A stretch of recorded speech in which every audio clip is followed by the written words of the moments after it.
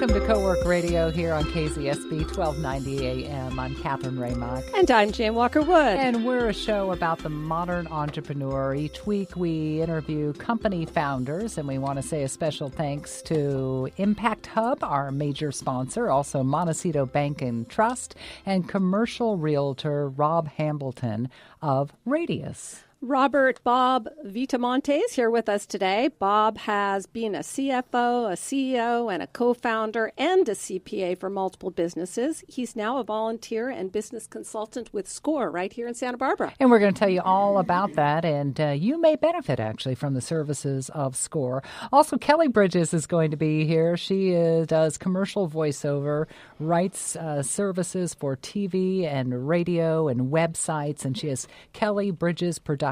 She began broadcasting in the 80s back in San Francisco and actually lives here locally now. Fascinating story and such a talent, too. So we'll be chatting with both of them. But first, we're going to talk a little bit about what's happening here in Santa Barbara, what is the latest with our storm, and then also check some business news, too.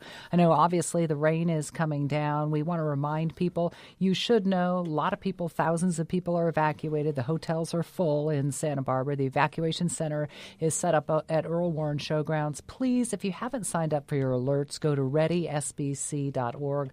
Pretty sure most people have. Countyofsb.org is also a great website. They keep that updated. They have the Aware and Prepare. Mm-hmm. It's 30,000 people are evacuated right now. And for those of you who haven't left and want to, Lyft is offering free rides to wherever you're going.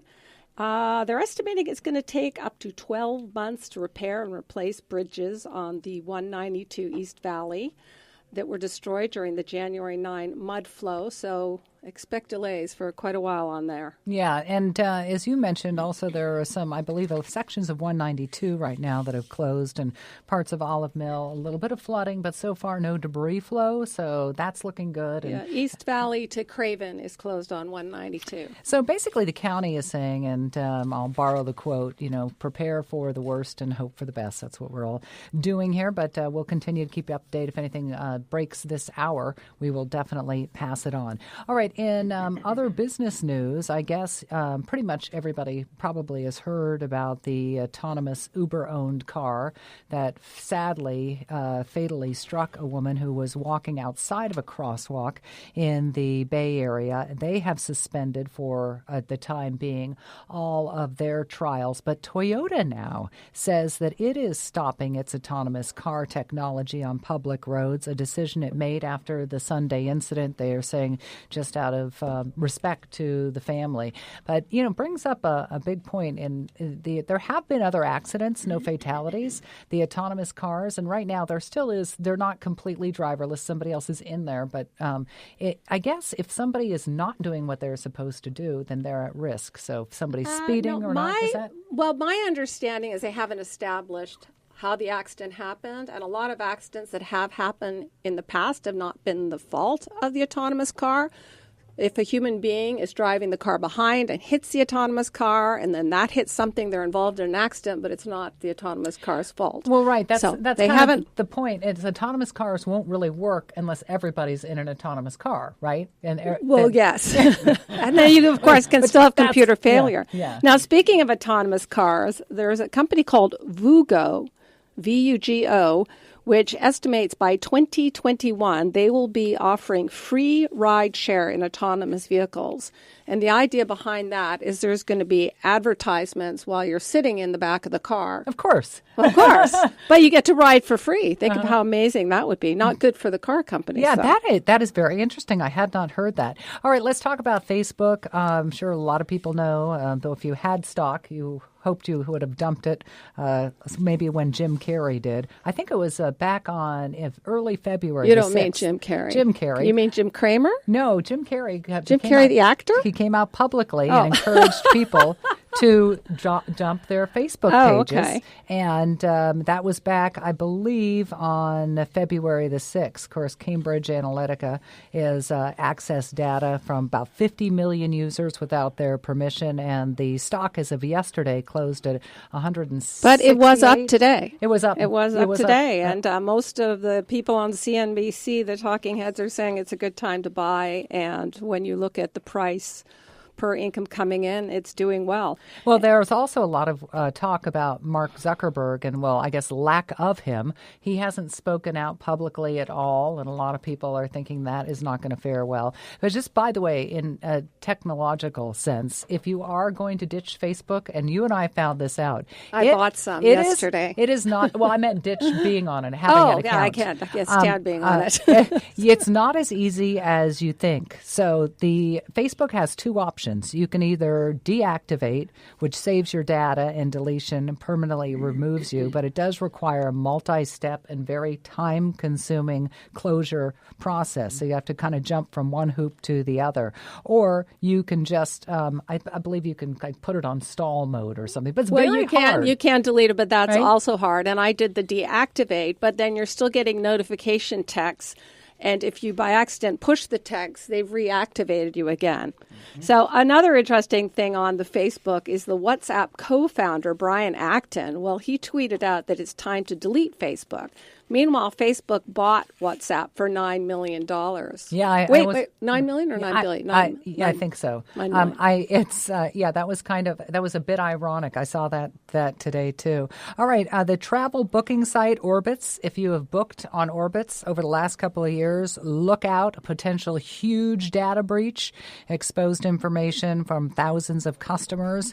They're saying that they had information tied to almost looks like almost 1 million different credit cards. So if you booked between October and December of 2017, as of particular note, and I believe they've got some forensic people on that and kind of checking out. But they are offering, if you were somehow your information was compromised, they are going to pay to protect your information for a year. Oh, okay. So thank you for that. Okay. And I'm really having to correct myself because here it's saying that he was paid for Facebook $16 billion, not million. Okay. You don't get much for million anymore. $16 billion speaking out against Facebook. Yeah. All right, we're going to take a short break here in just a little bit. Once again, as the rain is continuing to fall, keep in mind the websites countyofsb.org and readysbc.org as well to go to great resources. After the break, we're going to be speaking with UCSB professor and business author John Greathouse, one of the favorite parts of our show, and he answers your questions. If you want to, you can go to coworkradio.com and you can see where you can send in your question. You are listening to coworkradio.com here on KZSB 1290 AM. We'll be right back.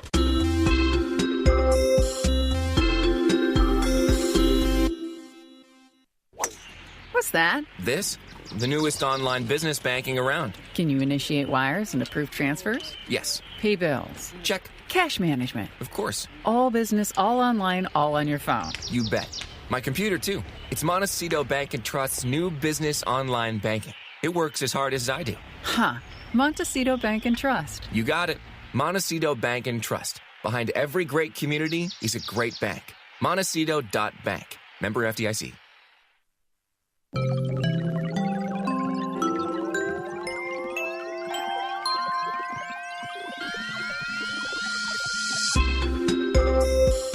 You are listening to KZSB 1290 AM, Co-Work Radio. I'm Catherine Raymond. And I'm Jane Walker-Wood. And as we mentioned before the break, so one of our favorite parts of the show every week is talking to John Greathouse. He's a UCSB professor, business author, and has invested and has been an entrepreneur multiple times as well, and just all-around great guy. So, hey, John, how are you? I'm doing great. How about you? Oh, good. It is March is Women's History Month, and so we're asking you questions, particularly about women entrepreneurs. You've got a lot of great stories. Do you have another one for us today? I do. I think people enjoyed Martha, so I came prepared with another entrepreneur that most people probably haven't heard of, Ida Rosenthal. But again, she is a very, very good example of a woman who just persevered against all odds and really had a big impact on a lot of people and really changed her world in her own way. So I'll quickly give you her background. So she was 18 years old when she came to the U.S. in 1904. She didn't speak any English, so like many immigrants, she spoke her native tongue of Russian. And she was just a really super hard worker. Her husband was ill, so she became the breadwinner by default. She just had to go out there and make it happen. She ended up saving up enough. She was a seamstress, so she ended up saving up enough money to buy a sewing machine, and she started creating dresses from photos. So obviously she was very talented. She didn't have the money to go buy a pattern. She just would look at a photo in a magazine, and then she would recreate that dress. She did that for about 12 years, had a nice little, small little business going. 15, basically had about 15 employees at that point. And her little dresses, I shouldn't say little dresses, her dresses were $25 each. It was a nice small business. But her big break, she was an overnight success. It only took her about 12 years. Her big break came when one of her customers was spotted in her $25 dress in a very high-end boutique. And the woman that worked at the boutique said, always have an eye to fashion, looking at what people are wearing. She walked over and she said, "Where did you get that dress?" And the woman sort of sheepishly said, "Oh, Ida Rosenthal, it's not really that expensive or anything." That seems like a lot of money, $25 well, for a dress. This boutique was selling dresses for $300. Oh, in 1900. Yeah, 1900. Wow. By you then, can get a $25 dress now at Forever New. Don't I look good? It's about 1920, I think, by now. I'm just roughly. But yeah, Okay. it wasn't, so they weren't... They weren't super high-end fashion, but again, they weren't and probably the no lowest known designer name either, right? Yeah. Right. Well, the Roaring '20s, that was a more prosperous time. But this is something else I like about Ida. So, again, a dozen years in, the woman from the boutique approaches her, and she said, I will sell your dresses for $300 each. Wow. And you would think that she would just jump at that chance, these same dresses that she sold for $20. And Ida said no. And the reason she said no is she said, "I'll go into business with you. Let's do it together." So she wanted to share in that upside, which I think is a common trait of entrepreneurs, as opposed to just taking the quick money and running. So she said, "No, let's do it together." So they created a joint boutique. They had an equal partnership. And she took all of her life savings, which at this point was pretty substantial, and she betted on this new boutique. She really believed in it. It was going pretty well, but again, I don't think we'd be talking about her 100 years later if she hadn't done the next thing. So what she would do is when she would show the dresses and when people would try on dresses, she would put little pads in the area that we would consider a bra or a brassiere now. She would sew them into the dresses. And women were like, "Oh, they like that look. They like the padding there." And then a woman came in one day and she said, "I love your dresses, but can I just get the pads because I have other dresses that I want to use them in?" And again, like an entrepreneur, she didn't hesitate. She said yes. And she immediately sold them for $1 each, even though 5 minutes before that product didn't exist and she had no price for that product. So she essentially created the brassiere. Many years of it took a while to catch Before on. that, women were wearing the corset. Or nothing, or maybe a slip, like a silk slip or something underneath. Hollywood caught on in 1922, and it exploded. So somebody was seen in a movie like their bra strap or something, and that sort of sparked, mainstream.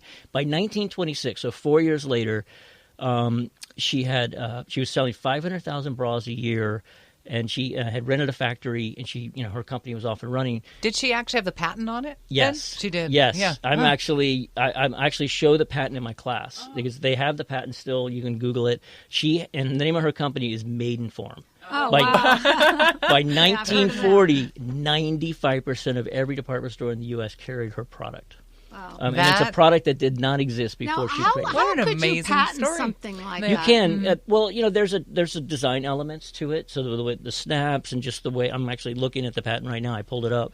You can design. Isn't it very hard to protect a patent nowadays? It is unless it's something very scientific. It is very hard. But if you're earlier, it's going to be easier. But so certainly other companies knocked her off. Other people competed with Maidenform, and they would just make some slight changes to maybe the strap design or something.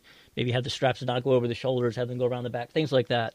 But she had such a huge first mover advantage that again, 95% of the stores. I would have And- assumed yeah. it was invented in France or somewhere in Europe. I know. Right? It is what a great story Yeah, that it's is. crazy. You know, I have a question for you because you said in both of the women that you described this week and last about the fact that they had no other choice. They had no other income. They were in this situation where they had to do something, and made them better entrepreneurs, made them create something. And I don't know, but I was just thinking, our affluent Santa Barbara here, is there the same motivation